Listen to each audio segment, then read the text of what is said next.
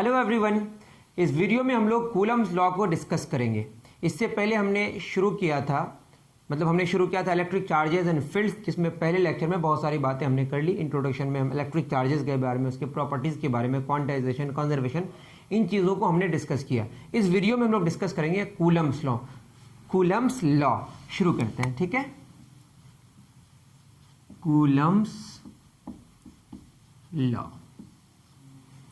Coulomb एक scientist थे, Charles Augustin de coulomb. जैसे ग्रेविटेशन में आपने पढ़ा था यूनिवर्सल लॉ ऑफ ग्रेविटेशन, इसका नाम यूनिवर्सल लॉ ऑफ इलेक्ट्रोस्टैटिक्स नहीं है। क्यों? क्योंकि इसका कुछ रीजन तो जरूर होगा, देखते हैं। बेसिकली कूलम्स लॉ किसको डिस्कस करता है? ये बात करता है दो चार्जेस है, एक चार्ज है Q1 और एक चार्ज है Q2। ये दोनों पॉइंट चार्जेस हैं, याद रहे। Q1 और Q2 यहां पे जो हम बात करेंगे, these are point charges. Q1 Q2 are point charges. को कैसे डिफाइन किया गया है कि अगर आप दो चार्जेस को प्लेस करें, पॉइंट तो वैसे डिफाइन नहीं है, लेकिन अगर दो चार्जेस को आप प्लेस करें, उसका जो साइज होगा, उन दोनों के बीच का जो डिस्टेंस है, उसके कंपैरिजन में अगर बहुत छोटा हो तो इन चार्जेस को हम पॉइंट चार्जेस मानेंगे। इन दोनों के बीच का डिस्टेंस कितना है? r, ठीक है। तो Q1 Q2 कैसे चार्जेस है? Point charges. यहां पे अगर दोनों चार्जेस पॉजिटिव हो, जो आपको पता ही होगा, रिपल्शन होगा, ये रिपेल करता है। दोनों नेगेटिव हो तो क्या करता है बताइए? अट्रैक्ट करता है। ऐसा है क्या? नहीं, आई एम सॉरी, क्या करता है? इसमें भी रिपल्शन ही होता है। दोनों अगर सेम साइन के चार्जेस हों तो रिपल्शन होगा, ऑपोजिट होगा तो क्या होगा? अट्रैक्शन होगा। दैट इज यहाँ पे जो चार्जेस होंगे, इनमें जो इंटरेक्शन होगा, दैट इज इंटरेक्शन के बारे में बताएगा, या तो अट्रैक्शन होगा या रिपल्शन होगा, ठीक है। अब इसमें और क्या क्या बातें होंगी, ये मान लेते हैं कि ये भी पॉजिटिव चार्ज है, ये भी पॉजिटिव है, होना जरूरी नहीं है। तो Q1 Q2 पर जो फोर्स लगाएगा वो क्या करेगा? इसको इस डायरेक्शन में रिपल करेगा। ऐसा भी हो सकता था कि इधर करे, लेकिन ऐसा नहीं होगा। कैसा होगा कि Q1 Q2 का जो लाइन ज्वाइनिंग होगा, उसी के अलोंग आपका फोर्स का डायरेक्शन होगा। इसका आपको ख्याल रखना है, या तो इधर होगा या इधर होगा। यहाँ चूंकि रिपल्शन हो रहा है तो 1 2 पर उस डायरेक्शन में फोर्स लगा रहा है। इसको लिखने का तरीका है force on two by 1। Force 2 पर लग रहा है, किसके द्वारा? 1 के द्वारा। अभी 2 लगा रहा है किस पर? Force on 1। ये भी इसी लाइन के अलोंग होगा। रिपल्शन अट्रैक्शन होता तो इधर होता, तो इसको हम क्या बोलेंगे? Force on 1/2। ये इस डायरेक्शन में और ये इस डायरेक्शन में, दोनों एक दूसरे के क्या होगा?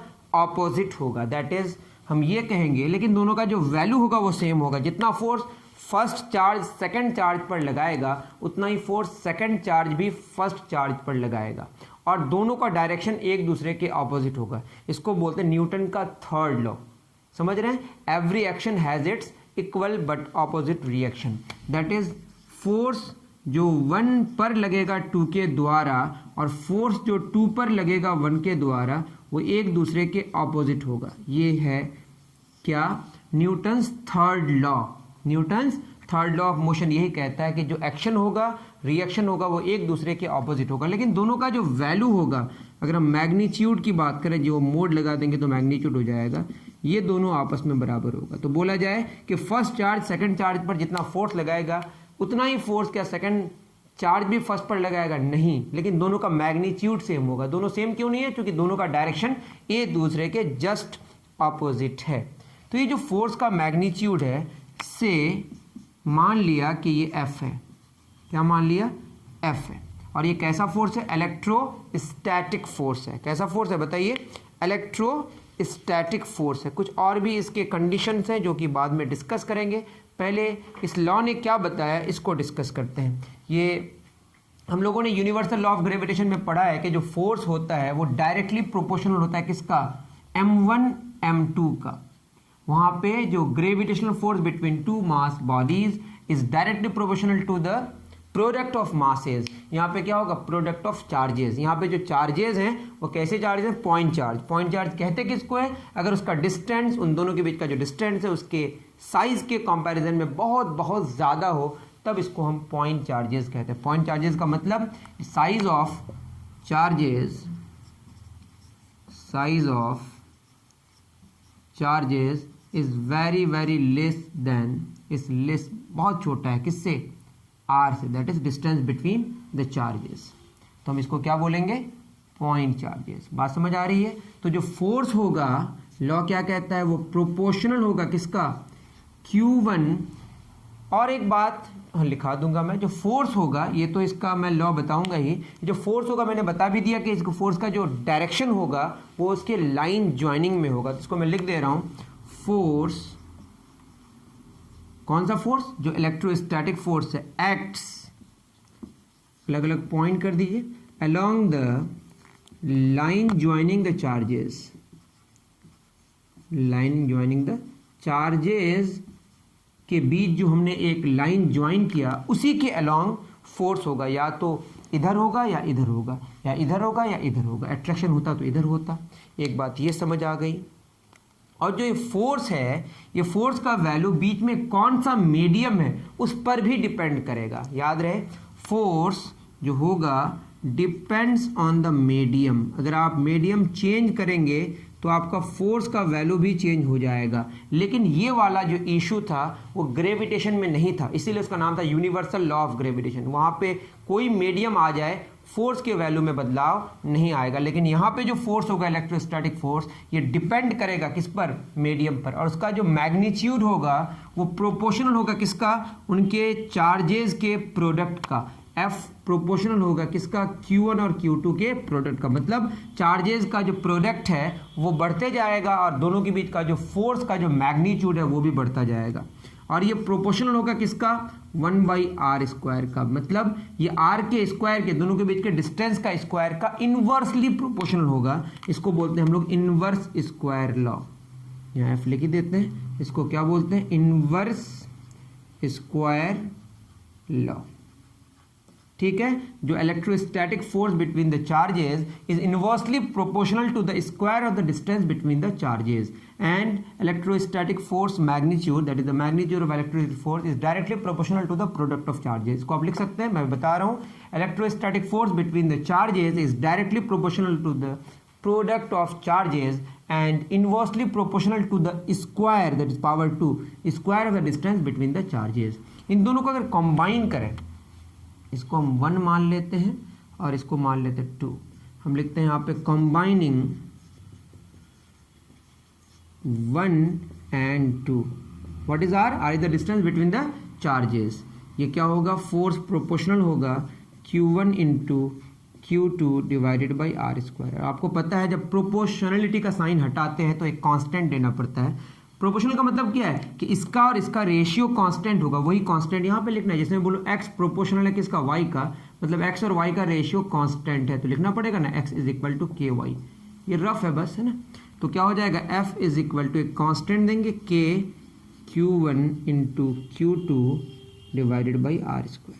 यहाँ पे k क्या है, प्रोपोर्शनलिटी कांस्टेंट। k क्या बोलिए, प्रोपोर्शनलिटी कांस्टेंट, प्रोपोर्शनलिटी कांस्टेंट। क्या बोलेंगे इसको, इसका नाम है electrostatic force constant, known as electrostatic force constant, जो कि डिपेंड करता है मीडियम पर। इतना उतारिए, कि क्या है, इलेक्ट्रोस्टैटिक फोर्स कांस्टेंट, जो कि किस पर डिपेंड करता है, मीडियम पे डिपेंड करता है। कि डिपेंड्स ऑन मीडियम, इसको भी लिख लीजिए आप, डिपेंड्स ऑन मीडियम। अगर नहीं दिख रहा है तो मैं तो बोल ही रहा हूं, depends on medium, depends on medium. ठीक है। तो के किस किस पर डिपेंड किया, के मीडियम पर डिपेंड किया। मीडियम बदल जाएगा तो इलेक्ट्रोस्टैटिक फोर्स का जो वैल्यू है वो बदल जाएगा। और यहाँ पे ये क्या बता रहा है कि न्यूटन के थर्ड लॉ को ये फॉलो करता है, जितना एक्शन होगा उतना ही रिएक्शन होगा। ठीक है।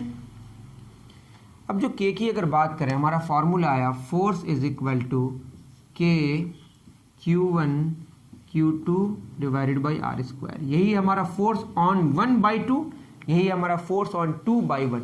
1 2 पर वही लगा रहा है, 2 भी 1 पर उतना ही लगा रहा है, मैग्नीट्यूड सेम है, डायरेक्शन सेम नहीं है।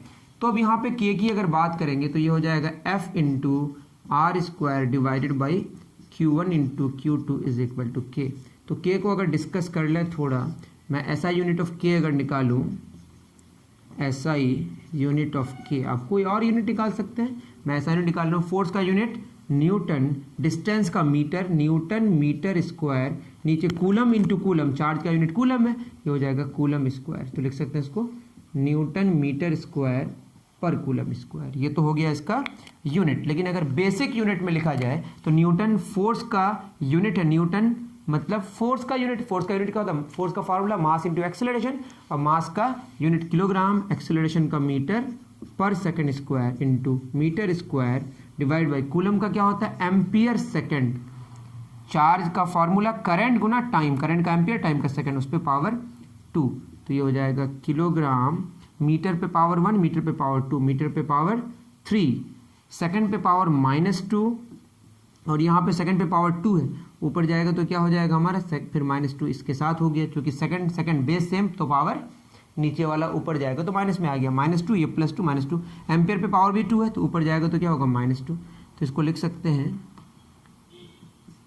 किलोग्राम मीटर क्यूब सेकंड पे पावर -4 एम्पियर पे पावर -2। आप देख लीजिएगा, अगर मैंने कैलकुलेशन सही किया तो सही आया होगा। न्यूटन किलोग्राम मीटर पर second square, metre square, coulomb ampere second फोल square, kilogram metre cube second -4 ampere -2, बिल्कुल सही है।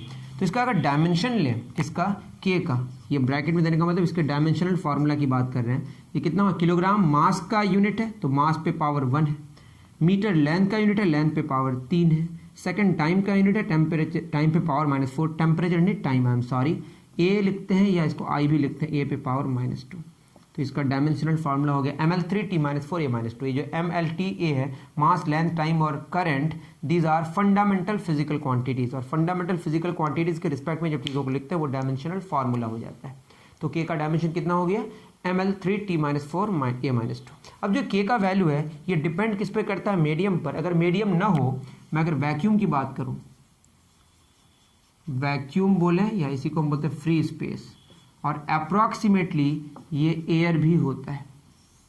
वैक्यूम या फ्री स्पेस या एयर की बात करें तो k का वैल्यू होता है 9 × 10⁻⁹। देखिए एयर एक मीडियम है, लेकिन मैं कह रहा हूँ अप्रॉक्सीमेटली एयर को फ्री स्पेस माना जाता है, और इसके साथ यूनिट लगाएंगे न्यूटन मीटर स्क्वायर पर कूलम स्क्वायर। तो k का वैल्यू वैक्यूम या फ्री स्पेस या लगभग एयर में कितना होता है, 9 × 10⁻⁹ न्यूटन मीटर स्क्वायर पर किलोग्राम, आई एम सॉरी, पर कूलम स्क्वायर। और k को हम लोग कुछ लिखते हैं, k को क्या लिखते हैं, 1/4πε0। ये डिस्कस करेंगे हम लोग आगे के लेक्चर्स में या आगे के लेक्चर में, ठीक है। तो ये एप्सिलॉन का नाम है, इसको बोलते हैं परमिटिविटी।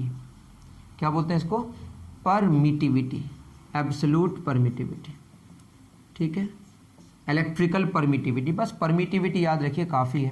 तो इसका यूनिट क्या हो जाएगा, अगर इसके बारे में डिस्कस करें तो आप आगे तो समझ ही जाइएगा, तब भी बता दूं, एप्सिलॉन को लिख सकते हैं 1/4πk। तो मैं अगर ऐसा यूनिट ऑफ परमिटिविटी की बात करूं, ऐसा यूनिट ऑफ परमिटिविटी, ये परमिटिविटी याद है, एप्सिलॉन नॉट लगाएंगे तो वो हो जाएगा फ्री स्पेस के लिए। बस मैं अभी बात कर रहा हूँ किसी भी मीडियम के लिए, तो 1/4π एप्सिलॉन है, एप्सिलॉन, ये हमारा है एप्सिलॉन, EPSILEN, ये एक ग्रीक लेटर है। ऐसा यूनिट ऑफ एप्सिलॉन क्या हो जाएगा, 1/k, 4π तो कांस्टेंट है, ये हमारा 1/, ये जस्ट न्यूटन मीटर स्क्वायर पर कूलम स्क्वायर है, ये चूंकि 1/k है तो ये हो जाएगा कूलम स्क्वायर पर न्यूटन मीटर स्क्वायर, या इसको लिखेंगे कूलम स्क्वायर पर न्यूटन पर मीटर स्क्वायर, जस्ट इसका रेसिप्रोकल होगा, ठीक है। इसका अगर हम क्या निकालें डायमेंशन, तो जस्ट इसका रेसिप्रोकल होगा, m पे पावर 1 है तो -1 हो जाएगा, l पे पावर 3 है तो -3 हो जाएगा, t पे पावर -4 है तो +4 हो जाएगा, एम्पियर पावर -2 है तो +2 हो जाएगा। तो ये परमिटिविटी का डायमेंशन और यूनिट हो गया, जिसको हम बाद में डिस्कस करेंगे। अभी इसको डिस्कस हम इस लेक्चर पे नहीं करेंगे। तो यूनिट्स और मेजरमेंट भी थोड़ा सा मैं डिस्कस कर दिया, ठीक है। तो एक कूलम लॉ की कुछ बेसिक्स है, बता दो। चलिए, अगर मैं इन्वर्स स्क्वायर लॉ की बात करूं, जो फोर्स का वैल्यू है वो डिस्टेंस पर कैसे डिपेंड करता है, F प्रोपोर्शनल 1/r² है। इसको ग्राफिकली हम ऐसे दिखा सकते हैं, इधर हमारा डिस्टेंस है, इधर फोर्स है, ठीक है। तो आर के बढ़ने से फोर्स का वैल्यू घटता है, मतलब आर बढ़ाते जाइए, फोर्स ऐसे कुछ ग्राफ होगा, ठीक है। आर के बढ़ने से फोर्स का वैल्यू घटते जा रहा है, या आर के घटने से फोर्स का वैल्यू बढ़ते जाता है। तो force proportional by R square, इसको बोलते हैं इनवर्स स्क्वायर, इसका ग्राफ कुछ ऐसा होगा, ठीक है। अगर हम आर के बारे में बात करें, अगर आर को डबल कर दें तो फोर्स क्या हो जाएगा, 1/4 हो जाएगा। आर को अगर हम हाफ कर दें तो फोर्स क्या हो जाएगा, 4 टाइम्स हो जाएगा। इसी को हम इनवर्स स्क्वायर लॉ कहते हैं। इतना तो बताने की और ज़रूरत है नहीं, इसको हम बोलेंगे। अब इसको पढ़ेंगे, ये तो हमारा जस्ट मैग्नीट्यूड के बारे में डिस्कस कर दिए। अब हम जानेंगे फोर्स के बारे में। किसके बारे में, I am sorry, vector form में। किसमें, vector form of Coulomb's law. Coulomb's law का कौन सा फॉर्म जानेंगे, वेक्टर फॉर्म। इसके लिए आपको पोजीशन वेक्टर, डिस्प्लेसमेंट वेक्टर ये सब जानना पड़ेगा, लेकिन उतना अभी जानने की ज़रूरत नहीं है, ठीक है। आपको मैं बता दूंगा जो जो ज़रूरत पड़ेगी। ये Q1 चार्ज है हमारे पास, दूसरा चार्ज है Q2। इन दोनों के बीच का डिस्टेंस हमारा कितना है, बोलिए, R। ये कितना है, R। इसके डिस्टेंस को हमने R माना। मान लेते हैं कि इसका जो पोजीशन है Q1 का वो R1 है। पोजीशन कैसे डिफाइन करते हैं, ये आपको पढ़ना पड़ेगा, वेक्टर्स। ये हमारा एक्स एक्सिस, वाई एक्सिस और जेड एक्सिस भी होता है। मानते हैं ये जो ऑरिजिन है, यहाँ पे कोई पॉइंट है हमारा एक्स कॉमा वाई, ये जो पोजीशन है ये इसका क्या कहलाता है, पोजीशन वेक्टर। तो मानते हैं किसी ऑरिजिन से हमने देखा कि इसका जो पोजीशन है किसका, Q1 का, वो R1 है। कितना है, R1 है। इसको हम R1 वेक्टर लिख देते हैं। और Q2 का पोजीशन वेक्टर हमने कितना मान लिया, R2 वेक्टर।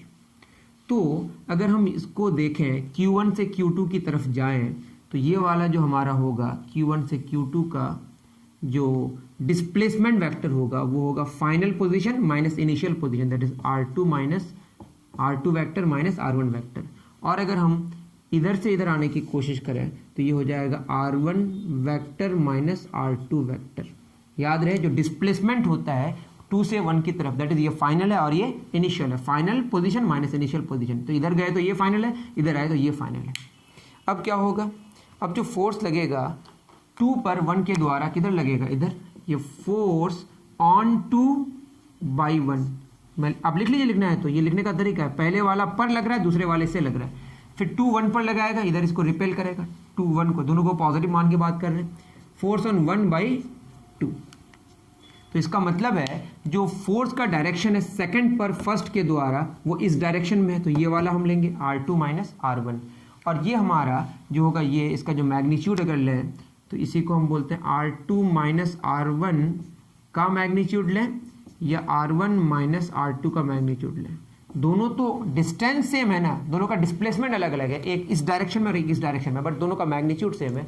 और इन दोनों को हम मान लेते हैं अभी R, ठीक है, दोनों सेम है। अगर हम निकालें फोर्स ऑन 2 बाई 1 तो क्या इस्तेमाल करेंगे फॉर्मूला, के Q1 Q2 over R square. लेकिन यहाँ पे एक बात समझिए, यहाँ पे मुझे करना क्या पड़ेगा, यहाँ पे मुझे डायरेक्शन भी देना पड़ेगा। और डायरेक्शन के लिए हम कौन सा वेक्टर इस्तेमाल करते हैं, यूनिट वेक्टर। अगर आप यूनिट वेक्टर नहीं जानते हैं तो वेक्टर ऐसे होता है, जैसे हम लिखे एक वेक्टर ए वेक्टर, इसका एक मैग्नीट्यूड होता है और इसके साथ एक डायरेक्शन होता है और इसका वैल्यू 1 होता है, इसको हम यूनिट वेक्टर कहते हैं। इसका मैग्नीट्यूड ए हो गया और इसका मैग्नीट्यूड 1 हो गया, 1 इंटू ए ही ना रहेगा, तो हम बोलेंगे ए वेक्टर बटे ए वेक्टर का जो मैग्नीट्यूड है वो क्या देगा, यूनिट वेक्टर। आप यूँ समझ सकते हैं, यहाँ पे मैग्नीट्यूड भी है, डायरेक्शन भी है, और यहाँ पे सिर्फ मैग्नीट्यूड है, वो खत्म हो गया, बस क्या बचा, उसका डायरेक्शन। या आप यूँ समझ सकते हैं, देखिए इसमें मैग्नीट्यूड कितना, ए मैग्नीट्यूड अलग कर लिया और इसका मैग्नीट्यूड हमने 1 मान लिया, यूनिट वेक्टर है ये, क्या है ये। तो यहाँ पे हम यूनिट वेक्टर कौन सा डायरेक्शन में लेंगे, R2 माइनस R1 के डायरेक्शन में। किसके डायरेक्शन में बोलिए, तो इसको हमने R2 minus R1, R2 minus R1 इस पूरे के साथ एक साथ मैं ऐसा दिखा रहा हूँ बस। ये कौन सा वेक्टर है, यूनिट वेक्टर है, एक साथ है, ठीक है। अब इसको अगर हम फर्दर आगे लेके बढ़ाएं तो आपको बस इतना समझना है, ये क्या बताएगा, डायरेक्शन अलोंग R फ्रॉम 1, मतलब अलोंग दिस 1, ठीक है ना। तो क्या हो जाएगा, के Q1 Q2 ओवर R को हम लिख सकते हैं R1 माइनस R2 भी और R2 माइनस R1 भी, तो बेटर होगा ये वाला लिखना। यहाँ लिखते हैं हम R2 माइनस R1 और ये वेक्टर है, इसमें मोड लगा दिए तो उसका मैग्नीट्यूड हो गया, उसका स्क्वायर। R लिखें या ये लिखें, एक ही बात है। और जब हम यूनिट वेक्टर की बात करेंगे तो वेक्टर बटे मोड, मतलब वेक्टर बटे उसका बस मैग्नीट्यूड। तो वेक्टर क्या है हमारा, ठीक है, वेक्टर क्या है, वेक्टर है हमारा, बस इसको समझने के लिए मैं ऐसा दिया हूँ, आपको चिंता नहीं करना। ये कौन सा वेक्टर, इस पूरे का निकाल रहे हैं हम लोग, यूनिट वेक्टर। तो ये हो जाएगा R2 वेक्टर माइनस R1, ये पूरा वेक्टर है, बटे R2 vector minus R1 vector, इसका मोड। तो फोर्स ऑन 2/1 क्या हो गया वेक्टर फॉर्म में, KQ1 Q2, और ये हो जाएगा R2 vector minus R1 vector divided by R2 vector minus R1 vector का मोड का होल क्यूब। तो ये कौन सा फॉर्म हो गया, वेक्टर फॉर्म। यहाँ नीचे पावर 3 क्यों आया, क्योंकि यूनिट वेक्टर को कन्वर्ट किए, वरना R² ही है मेनली। ठीक है, इसी तरह से अगर हम फोर्स ऑन 1/2 निकालें तो ये आएगा KQ1 Q2 इंटू, अब आएगा ये R1 vector minus R2 vector बटे R1 vector minus R2 vector का मोड, इसका होल क्यूब। तो ये कौन सा फॉर्म हो गया, वेक्टर फॉर्म। डरने की ज़रूरत नहीं है, इसका इस्तेमाल हमारा न्यूमेरिकल्स बनाने के लिए नहीं होगा, लेकिन ये फार्मूला हमारा सही है, उतार लीजिए। तो ये कौन सा फॉर्म हो गया, वेक्टर फॉर्म। ओके, चलिए आगे बढ़ते हैं। कुछ न्यूमेरिकल्स बहुत ही सिंपल वाला कर लेते हैं, लेकिन न्यूमेरिकल्स के लिए हम लोग अलग लेक्चर ही रिकॉर्ड करेंगे, इसलिए आपको चिंता करने का विषय बिल्कुल नहीं है। ठीक है,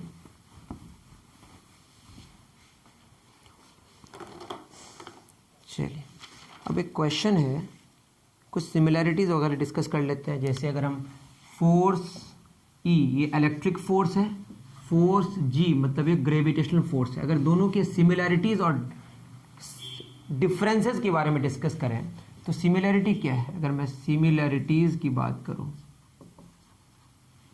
SIMI similarities, RITIES,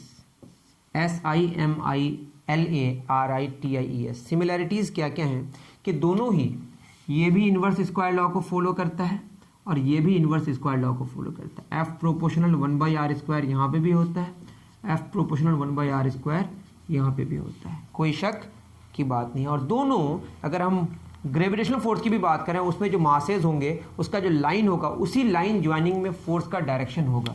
that is यहाँ पे क्या होगा, ये भी होगा acts along the line joining the charges, और उसके लिए क्या होगा, मासेस। तो दोनों के लिए ये वाली बात सेम है। डिफरेंस क्या है, अगर मैं डिफरेंस की बात करूं, आपको समझ आ ही गया होगा। जैसे मैं चार्जेस की बात करूं, दोनों अगर पॉजिटिव चार्ज हो तो रिपल्शन होगा, दोनों नेगेटिव हो तो भी रिपल्शन होगा, एक पॉजिटिव एक नेगेटिव तो अट्रैक्शन होगा। तो अट्रैक्शन भी पॉसिबल है और रिपल्शन भी पॉसिबल है। तो इलेक्ट्रिक फोर्स में अगर हम बात करें, ये अट्रैक्शन भी हो सकता है, अट्रैक्टिव भी होगा और साथ में रिपल्सिव भी होगा। लेकिन इसमें सिर्फ क्या होगा, अट्रैक्टिव होगा। किसमें, ग्रेविटेशनल फोर्स सिर्फ अट्रैक्टिव होता है। सिर्फ क्या होता है बोलिए, अट्रैक्टिव होता है। और ये जो इलेक्ट्रिक फोर्स है डिपेंड करता है मीडियम पर, डिपेंड्स ऑन मीडियम। और ये क्या करता है, does not depend on medium. तो gravitational force independent of medium है और इलेक्ट्रिक फोर्स मीडियम पर डिपेंड करता है। अब इसके कुछ, ये जो दोनों हमारे फोर्सेज हैं, इनका कंपैरिजन कर लेते हैं कि ग्रेविटेशनल फोर्स इलेक्ट्रिक फोर्स में कौन ज़्यादा है। लेकिन आपको पहले ही पता हो जाना चाहिए, ग्रेविटेशनल फोर्स है that is the weakest force जो कि नेचर में अब तक एग्जिस्ट करता है। ठीक है, मतलब अभी तक जितने सारे फोर्सेज को डिस्कवर किया गया है, उसमें सारे फोर्सेज में सबसे कमज़ोर फोर्स अगर कोई फोर्स है दैट इज़ ग्रेविटेशनल फोर्स। इसमें कोई शक नहीं कि दोनों फोर्सेज क्या है, नॉन कॉन्टैक्ट फोर्स है। Find the ratio of, question है हमारा, find the ratio of electric force and gravitational force, FE and FG। समझ जाइए आप, electric force and gravitational force for 2 electrons, for 2 electrons. आप प्रोटॉन्स के लिए भी ट्राई कर सकते हैं। Placed at some distance, placed at कोई भी डिस्टेंस है, दोनों के लिए सेम ही है। मासेस की बात करें या placed at some distances, at some distance है ना, अपार्ट इन एयर, किसी भी मीडियम में वैसे रख रहे हैं, अभी हम एयर में रख रहे हैं, किसमें रख रहे हैं, एयर में, ठीक।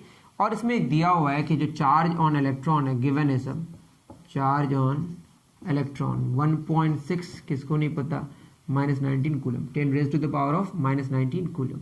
याद रहे जो इलेक्ट्रिक फोर्स होगा, दोनों अगर इलेक्ट्रॉन्स हैं तो नेगेटिव नेगेटिव क्या होगा, रिपल्शन होगा, और ग्रेविटेशनल फोर्स क्या होगा, अट्रैक्टिव होगा, ठीक है। और इसमें कुछ कुछ वैल्यू गिवन है, कैपिटल जी का वैल्यू जो कि हमको ज़रूरत पड़ेगी ग्रेविटेशनल फोर्स में, इसका वैल्यू होता है 6.67 10 raise to the power of -11 newton metre square, वो पर कूलम स्क्वायर, ये होता है पर किलोग्राम स्क्वायर।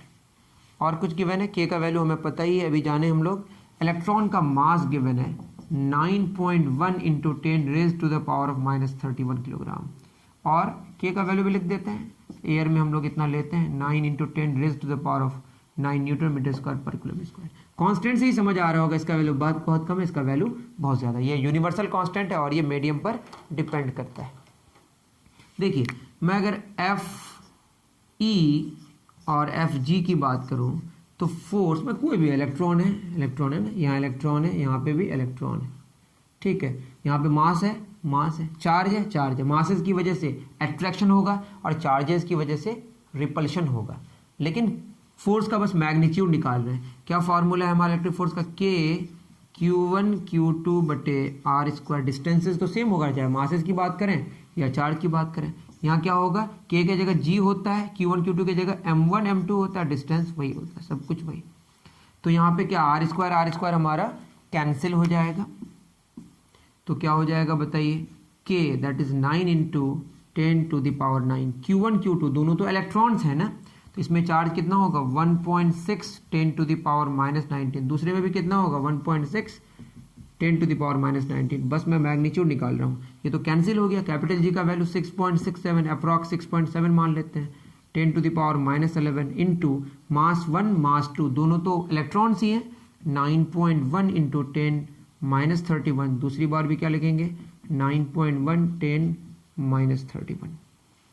तो ये एक थोड़ा लंबा कैलकुलेशन है लेकिन बहुत टफ नहीं है, मैं बता दे रहा हूँ आपको। एफ ई बटे एफ जी हमको निकालना है, तो क्या हो जाएगा, पॉइंट सब उड़ा देते हैं, 2 पॉइंट उड़ गया, यहाँ से भी 2 पॉइंट हमारा उड़ गया, ठीक है। 9 गुना 16 गुना 16, तो क्या हो जाएगा 9 इंटू 16 इंटू 16 इंटू 10 पे पावर क्या हो जाएगा 9 माइनस 19 38, तो 9 माइनस 38 कितना हो जाएगा 29, 10 पे पावर -29, 9 में 19 गया -10 -29 सही है। नीचे क्या हो जाएगा हमारा, नीचे हो जाएगा 6.7 इंटू 91 इंटू 10 पे पावर -11, 3 1 4 1 1 2 1 3 3 1 3 1 4 3 7 -73। तो थोड़ा सा बड़ा कैलकुलेशन है, 90 गुना 16 गुना 16 बटे 67 गुना 91 गुना 91, 10 पे पावर 73 ऊपर जाएगा, 73 माइनस 29, तो अप्रॉक्स ये कैंसिल हो गया है ना। अप्रॉक्स में बात कर रहे हैं हम, 16 4 लगभग 64 अप्रॉक्स बात कर रहे हैं, ठीक है। 16 छक्के 96, यहाँ पे 6 कर दिया लगभग 6 6 24, ठीक है, अच्छे से कर लेते हैं, का ये ख़राब करके करेंगे, इतना बढ़िया कर रहे हैं। तो ये 9 इंटू 16 इंटू 16 या 90 कर दिया, डिवाइडेड बाई 67 इंटू 91 इंटू 91, इसका वैल्यू कितना हो जाएगा, जो भी आएगा थोड़ा मैं देख लेता हूँ।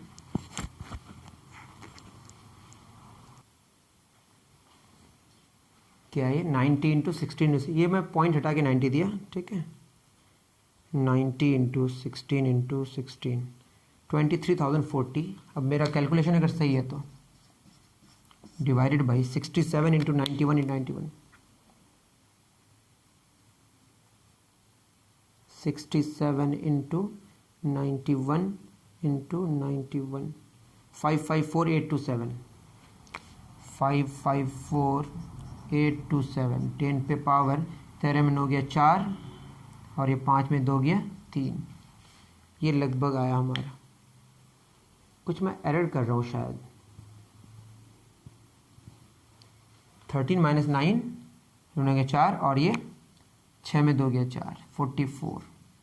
ठीक 23,040 और यहाँ से हम ले लें अगर 23,040 और एक ज़ीरो यहाँ पे डाल दें नीचे 554827 10 पे पावर कितना हो जाएगा 43, क्योंकि बहुत ज़्यादा है तब भी कर ही लेते हैं।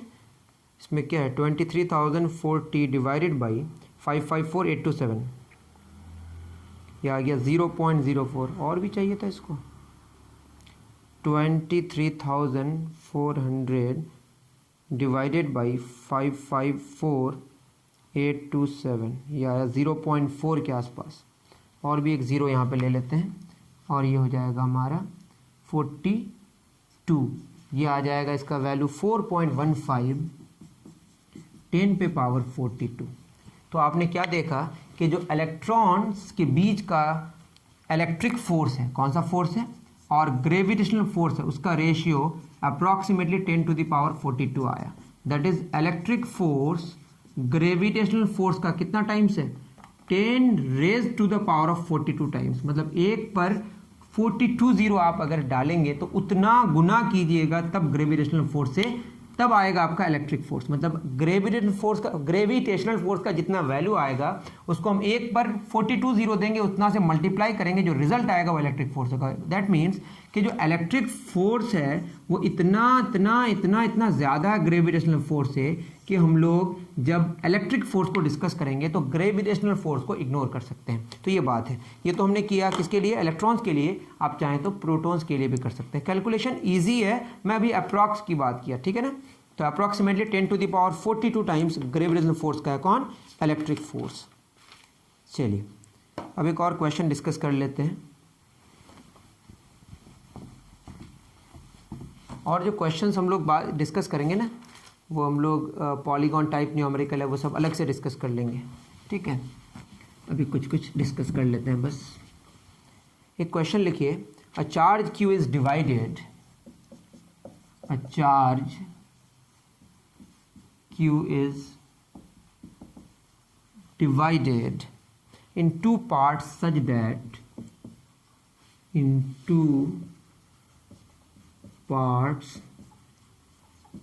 that when these parts are kept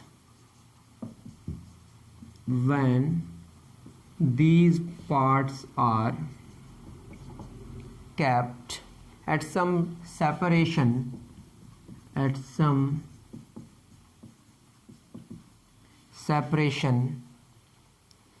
the electric force between them is maximum, इसके लिए आपको मैक्सिमा समझना पड़ेगा, लेकिन मैं समझा दूंगा, चिंता करने की जरूरत नहीं है। Find charge on each part, find charge on each part, ठीक है, कोई बात नहीं। देखिए इस क्वेश्चन में क्या कह रहा है, क्यू चार्ज है उसको डिवाइड करना है दो पार्ट्स में। क्यू है वह टोटल चार्ज मान लीजिए 10 कूलम है, 2 कूलम है, उसको डिवाइड करना है। क्या करना है, डिवाइड करना है हमारा। जैसे मैं बोलूँ क्यू चार्ज है, डिवाइड करेंगे तो एक चार्ज हमारा x हो गया, तो यहाँ पे कितना चार्ज बचेगा हमारे पास, q माइनस एक्स। बात समझ आ रही ना, दो चार्जेस हैं उसको हमने तोड़ दिया, एक ही चार्ज है उसको हमने तोड़ दिया, तो एक चार्ज में उसको तोड़ के x चार्ज निकाल लिया। मान लेते हैं हमारे पास 10 कूलम चार्ज था, इससे हमने 2 कूलम निकाल लिया, बचेगा कितना 10 माइनस 2, तो x निकाल लिया तो क्या बचेगा q माइनस एक्स, 2 निकाल लिया तो क्या बचा 10 माइनस 2। बात समझ आ रही है। और दोनों के बीच का डिस्टेंस हमने क्या ले लिया, मान लेते हैं कि r है। इतनी बात आप समझ पा रहे हैं। तो फोर्स का क्या वैल्यू होगा, हमारा फॉर्मूला क्या, F is equal to K X Q minus X divided by R square.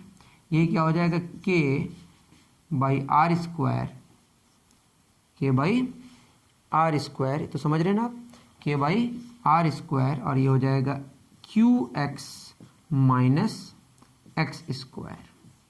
ठीक, तो ये हो गया। अब ये मैक्सिमम मिनिमा क्या कहता है कि जो फोर्स इलेक्ट्रिक वाला फोर्स होगा वो मैक्सिमम कब होगा।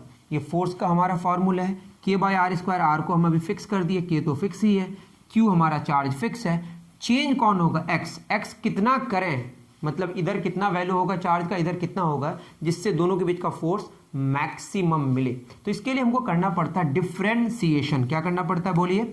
Differentiation, df/dx। आपको लॉजिक समझ आ जाएगा, नहीं समझ आएगा तो आपको याद कर लेना है कि जब भी आपको मैक्सिमम या मिनिमम चाहिए होगा तो आपको सबसे पहले डिफ्रेंसिएशन करना पड़ेगा जो वेरिएबल है उसके रिस्पेक्ट में। यहाँ पे कौन वेरिएबल? x। तो क्या हो जाएगा डिफ्रेंसिएशन जब करेंगे तो k/r² कांस्टेंट है वो बाहर रहेगा। qx का डिफ्रेंसिएशन, q तो कांस्टेंट है, x का डिफ्रेंसिएशन 1 माइनस x² का, जब आपको डिफ्रेंसिएशन नहीं पता है तो मैं बता दूं, d/dx x पे पावर n का फॉर्मूला होता है nx पे पावर n माइनस n। मतलब जितना पावर होता है वो बाहर आ जाता है और जितना पावर रहता है उसमें एक कम हो जाता है। दैट इज यहाँ क्या होगा? 2 है तो 2x पे पावर क्या होगा? 2 - 1, ये फॉर्मूले के अकॉर्डिंग। तो ये हो गया हमारा k/r² q - 2x। और ये जो डिफ्रेंसिएशन हमने किया है ना, इसके वैल्यू को आपको 0 पुट करना है। जो 0 पुट करके जो आपका वैल्यू आएगा वही आपका मैक्सिमा या मिनिमा होगा। दैट इज df/dx को क्या पुट करना है? 0। ये आपको रूल और रेगुलेशन याद कर लेना है। जब भी मैक्सिमम मिनिमम की बात करें तो आपको डिफरेंशिएट करना है और 0 पुट कर देना है, वहीं पे आपको क्या मिलेगा? मैक्सिमम या मिनिमम। तो क्या हो जाएगा? k/r² q - 2x = 0। तो ये हो जाएगा q - 2x = 0 × r² 0 बटे k 0 ही आएगा। दैट इज q = हो जाएगा 2x, या बोल सकते हैं q/2 = x। तो x का वैल्यू क्या हो गया? q/2। दैट मीन्स कि q/2 चार्ज इधर रह गया और इधर भी कितना चार्ज बचेगा? q/2। q - q/2 q/2 ही होगा।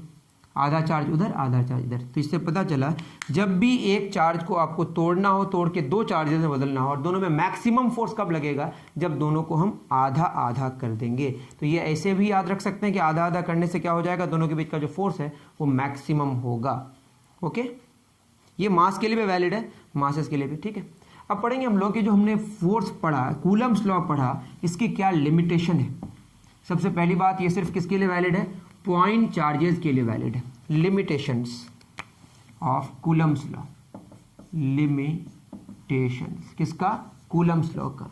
Only valid for point charges, not for extended charges. Not for extend लिख सकते हैं, नॉट फॉर एक्सटेंडेड चार्जेस। इसमें क्या और कंडीशन है कि दोनों चार्जेस, अगर both charges are at rest, अगर दोनों चार्जेस रेस्ट में है तो ये फॉर्मूला हमारा वैलिड। और अगर दोनों चार्जेस मोशन में है तो वैलिड नहीं है। और अगर एक रेस्ट पे है, one is at rest, another is in motion. बात समझ आ रही है? 3 केसेस हो सकता है। दोनों अगर रेस्ट में है तो ये वैलिड है, और दोनों मोशन में है तो वैलिड नहीं है, और एक रेस्ट में और एक मोशन में है तो ये फिर वैलिड है। तो कब कब वैलिड है? कोई एक रेस्ट में हो, या दोनों रेस्ट में हो, या कोई एक रेस्ट में हो तो वैलिड है। बात समझ आ रही है? तो ये बात हो गई दोनों के किसके लिए? ये बात हो गई, समझ रहे ना आप, लिमिटेशंस, कि कब कब ये वैलिड है और कब कब वैलिड नहीं है। ठीक है ना? चलिए, अब एक लास्ट हमारा टॉपिक है, वो है principle of superposition. Principle of superposition, तो कई चार्जेस होंगे तो कैसे हम लोग बात करेंगे। प्रिंसिपल ऑफ सुपरपोजिशन, 2 का तो हमको समझ आ गया। अब अगर हम बात करें, हमारे पास 3 चार्जेस हैं। कौन चार्जेस हैं? 3 चार्जेस। Q1 एक चार्ज है, Q2 चार्ज है, 2 ही चार्ज है मान लेते हैं। फर्स्ट हम यही डिस्कस कर रहे हैं। तो फोर्स ऑन 1/2 अगर हम बात करें, फोर्स ऑन 1/2 यही ना बस होगा। दैट इज फोर्स जो होगा 2 पर, या हम बात करें बस 2 पर 1 के द्वारा, तो फोर्स ऑन 2, ये बस समझ रहे हैं। तो इसमें कौन कौन फोर्स होगा? बस फोर्स ऑन 2/1, और कोई फोर्स नहीं होगा। बस कौन लगा रहा है? 2 पर 1, और कोई फोर्स नहीं लग रहा है। अगर हम ऐसी बात करें कि Q1 है, Q2 है और Q3 है, सबके कुछ डिस्टेंसेज होगा, इसको हम डिस्कस नहीं कर रहे हैं। फोर्स ऑन 2 की अगर बात करेंगे तो फोर्स ऑन 2 पर कौन लगा रहा है? 1 भी लगा रहा है और 3 भी लगा रहा है। तो फोर्स ऑन 2/1, फोर्स ऑन 2/3। आप समझ रहे हैं ना? इसी तरीके से अगर हम बात करें, ठीक है, इतनी बात समझ आ गई। तो यही हमारा बेसिकली प्रिंसिपल ऑफ सुपरपोजिशन है। तो मैं इसको मिटा दिया, और मैं जनरली अगर बात करूं कि हमारे पास Q1 चार्ज है, Q2 चार्ज है, Q3 चार्ज है, dash dash dash Q1 charge है, और हमको निकालना हो फोर्स ऑन 1। तो क्या होगा, फोर्स ऑन 1 बाई 1 नहीं होगा, बस फोर्स ऑन 1 बाई 2 लेते तो फोर्स ऑन 2 बाई 1, चलिए 2 ही लेते हैं आपके लिए। Force on 2 by 1, force on 2 by 2 नहीं लेंगे, force on 2 by 3, force on 2 by, इसी तरह आगे बढ़ते जाएगा, चलते जाएगा, तो लास्ट में फोर्स ऑन 2 बाई क्या हो जाएगा हमारा n। बात समझ आ रही है, सिंपल सी बात है। तो ये हमारा क्या हो गया, प्रिंसिपल ऑफ सुपरपोजिशन।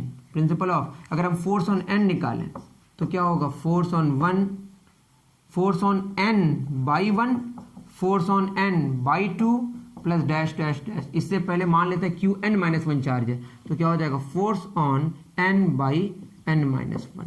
तो इस तरह की चीज़ें भी हो सकती है। तो इसको बोलते हैं हम लोग प्रिंसिपल ऑफ सुपरपोजिशन। बस वही वाला फोर्स, वही वाला चार्ज, उस पर फोर्स नहीं लगा सकता, इसके अलावा सारा फोर्स लगाएगा। और जो दो चार्जेस के बीच का जो फोर्स होगा वो तीसरे की वजह से उसके वैल्यू में कोई फर्क नहीं पड़ेगा, नेट चार्ज में फर्क पड़ेगा। किसमें फर्क पड़ेगा, नेट चार्ज में। जैसे मैं बोलूँ कि यहाँ पे एक चार्ज है, यहाँ पे दूसरा चार्ज, तीसरा चार्ज है, तीसरे पर 2 भी लगाएगा, 1 भी लगाएगा। 2 और 3 के बीच जो फोर्स का वैल्यू होगा वो 1 की वजह से प्रॉब्लम नहीं करेगा, और 1 और 3 के बीच में जो फोर्स का वैल्यू होगा वो 2 उसको प्रॉब्लम नहीं करेगा। लेकिन 3 पर जो नेट फोर्स होगा वो बदल जाएगा, मतलब 2 और 3 के बीच का जो इंडिविजुअल फोर्स है उसमें कोई इफेक्ट तीसरे की वजह से नहीं होगा।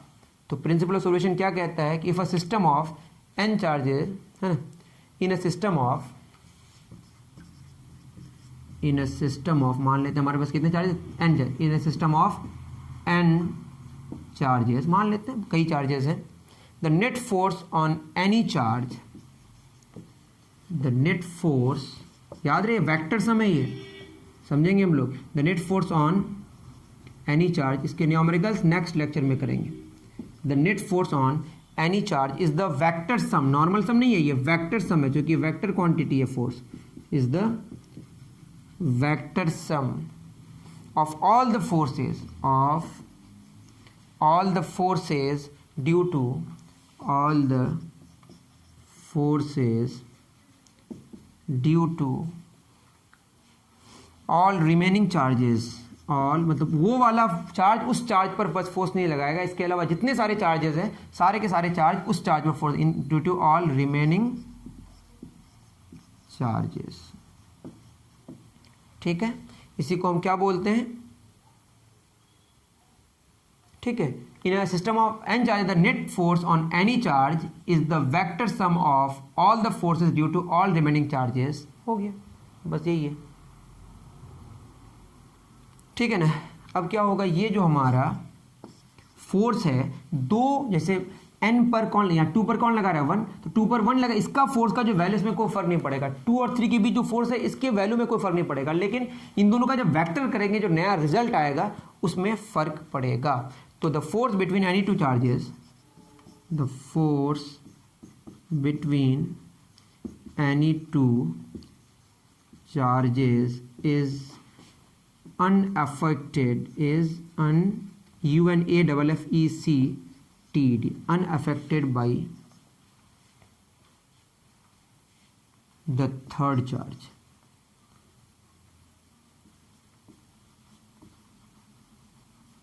ठीक है, या जो भी आप लिखना चाहते हैं, इंडिपेंडेंट ऑफ थर्ड चार्ज।